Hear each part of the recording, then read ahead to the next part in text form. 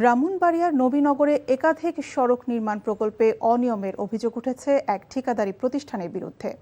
কাজ শেষ না করেই কোটি টাকা বিল তুলে নিয়েছে ওই ঠিকাদার প্রতিষ্ঠানটি।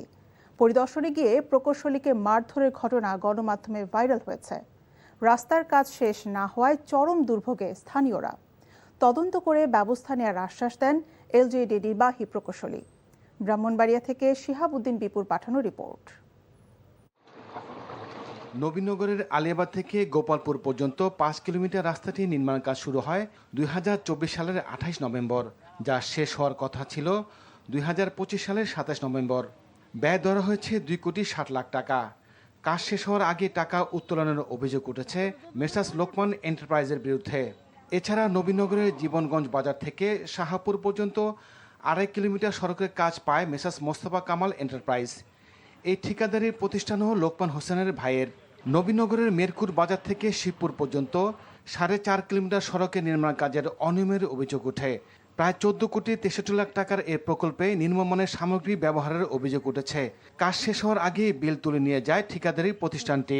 এরই মধ্যে সড়কের বেহাল অবস্থা, খানাখন্দে ভরা রাস্তা, বৃষ্টি হলে হাঁটু সমান পানি জমে সৃষ্টি হয় জলাবদ্ধতা।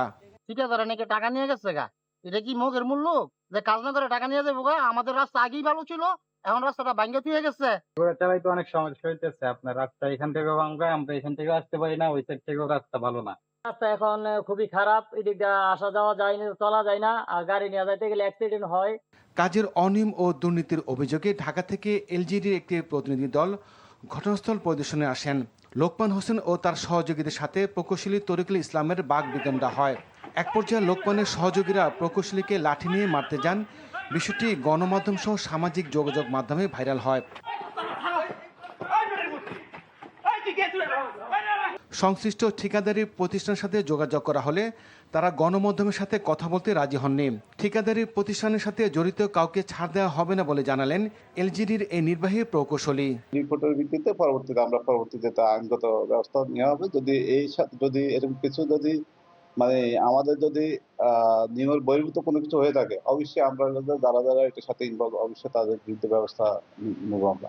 ঠিকাদারি প্রতিষ্ঠানের বিরুদ্ধে ব্যবস্থা নেওয়ার পাশাপাশি জরুরি ভিত্তিতে রাস্তা মেরামতের দাবি ভুক্তভোগী গ্রামবাসীর।